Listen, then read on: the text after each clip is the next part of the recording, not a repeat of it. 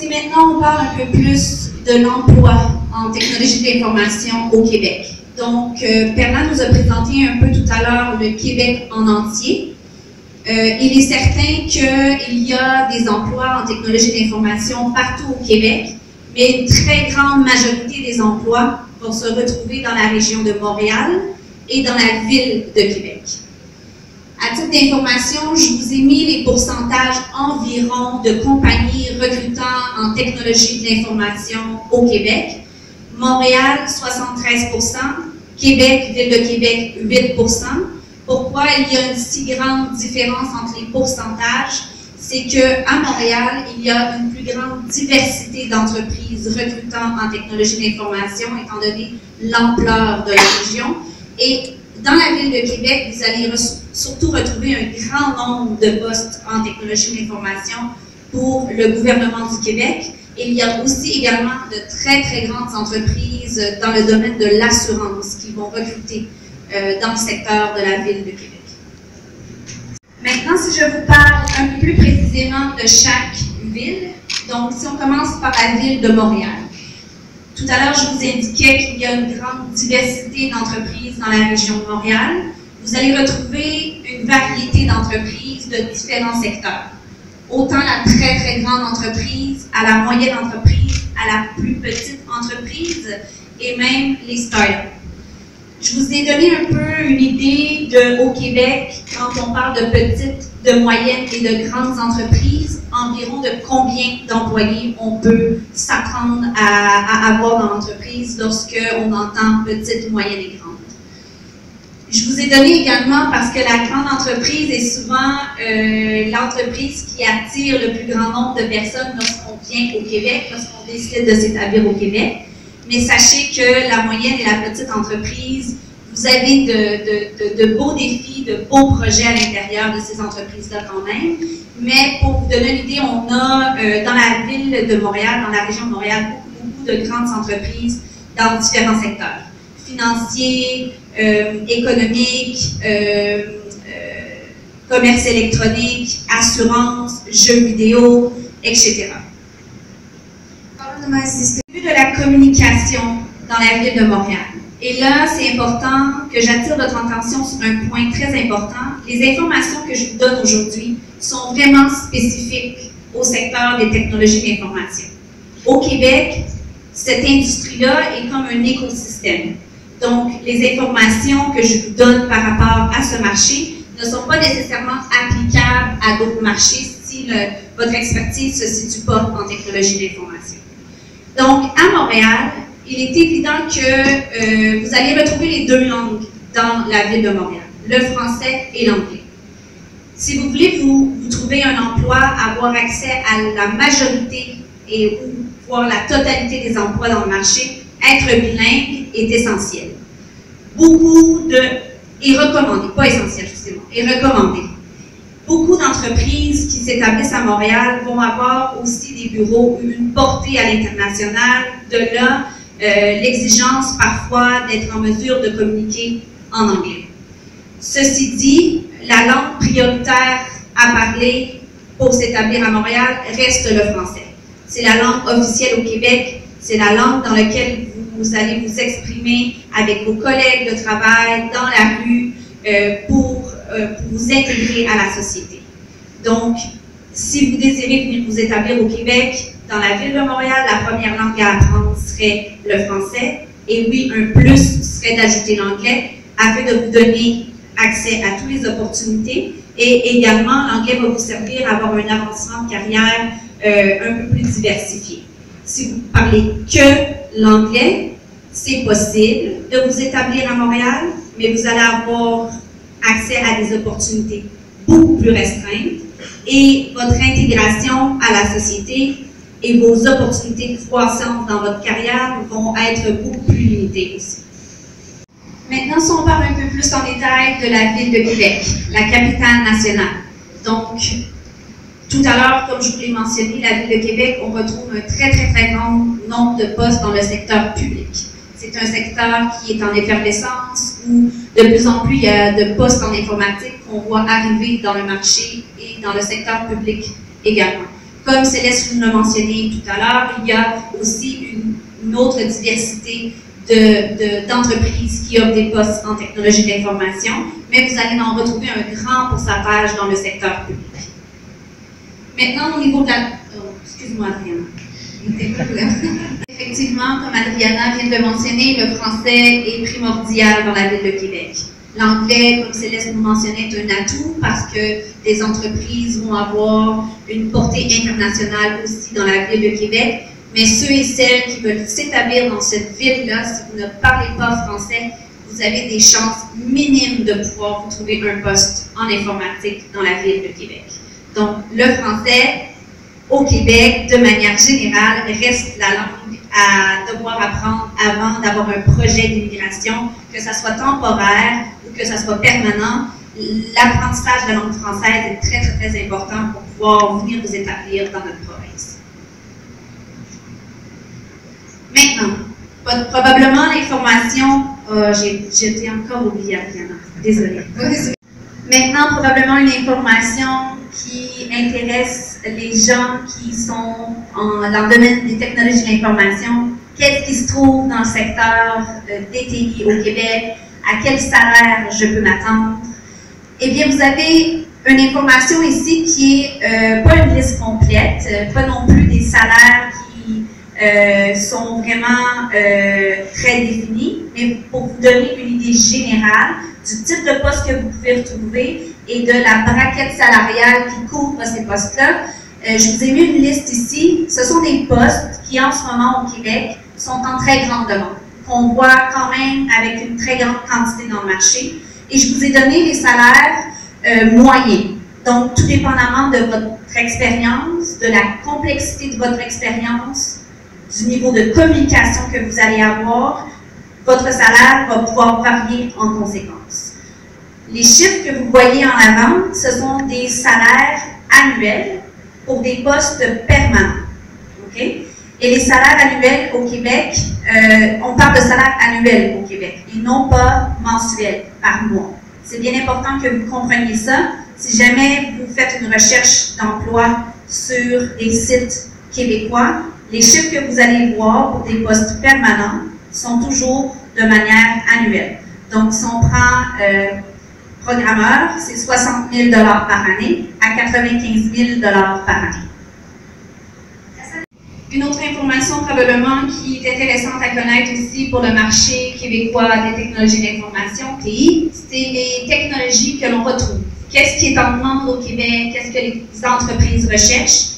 Encore une fois, ce n'est pas une liste complète. Il y a plusieurs autres technologies dans notre marché. Moi, je vous dirais qu'en ce moment, c'est les technologies pour lesquelles on voit une croissance de la demande ou une demande qui est quand même, de manière générale, toujours là. Donc, une demande soutenue.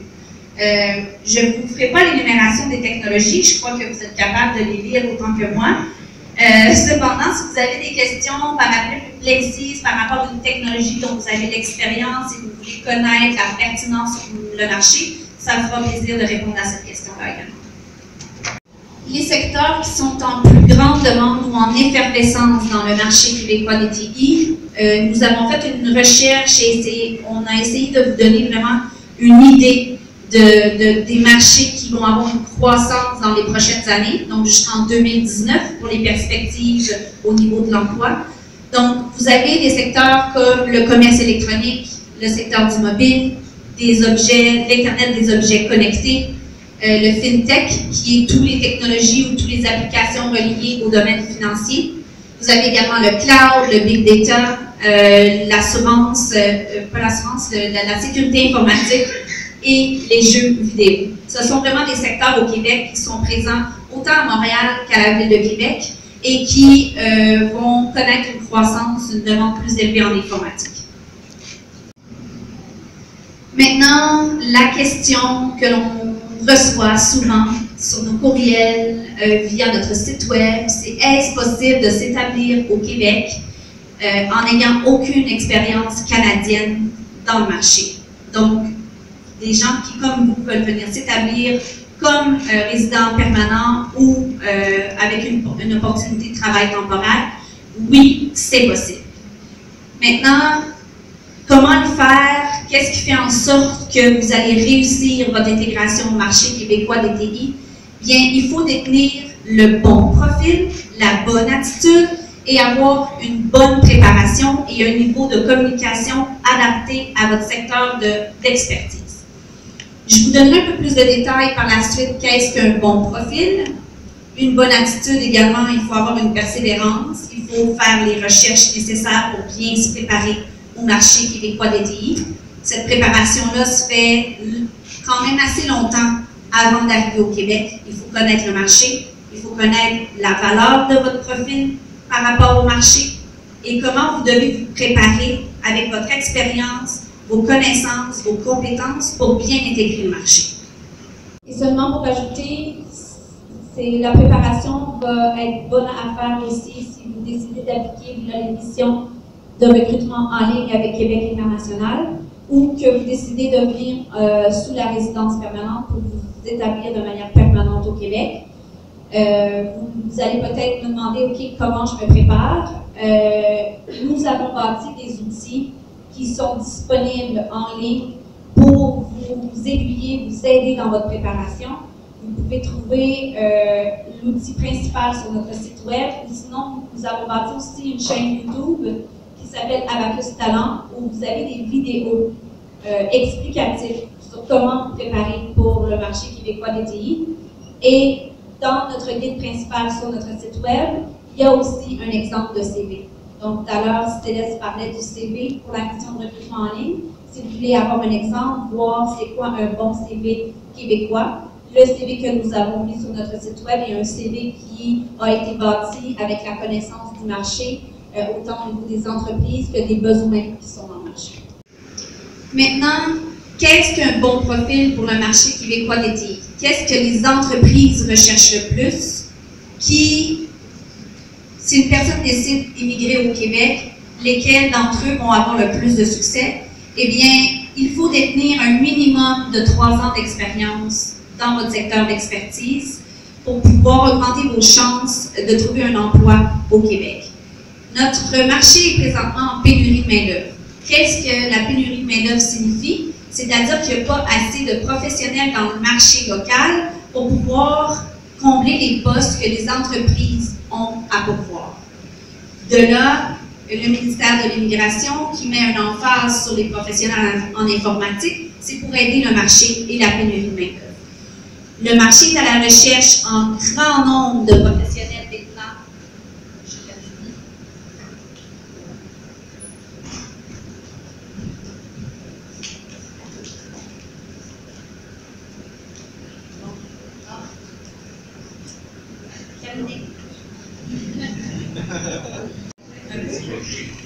Donc, tout à l'heure, je disais que le marché est à la recherche de professionnels en très grand nombre de 5 ans d'expérience et plus, mais vous pouvez penser immigrer au Québec et avoir du succès dans votre recherche d'emploi avec un 3 ans d'expérience et plus, tout dépendamment de votre type d'expérience. Donc, la complexité de votre expérience va être très importante.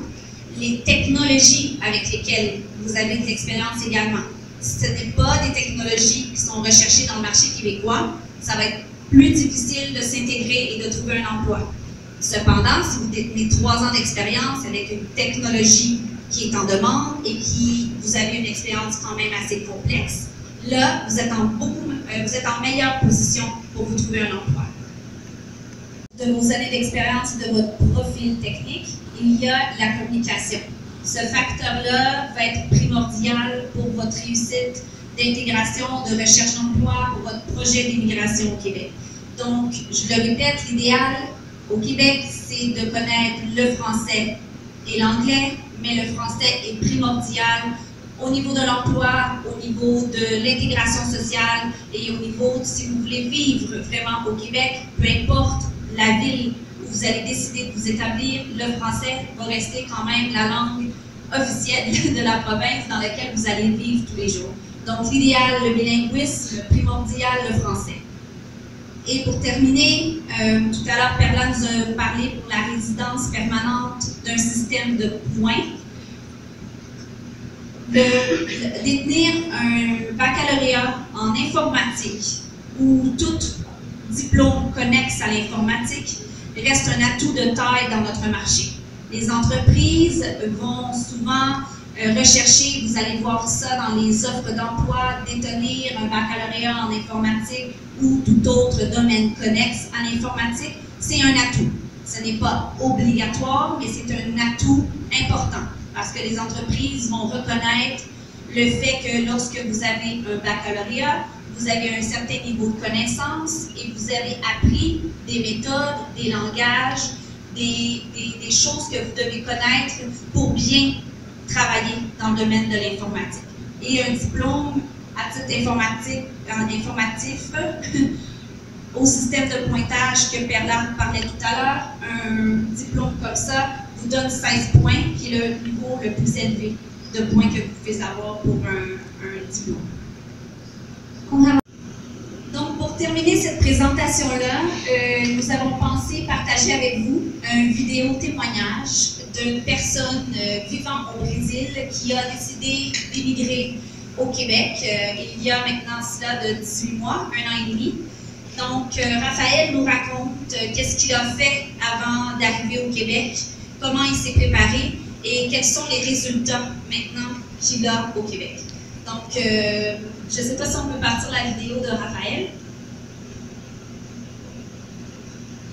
Rapidamente, Rafael está há 18 meses no Quebec, ele é um brasileiro e ele vai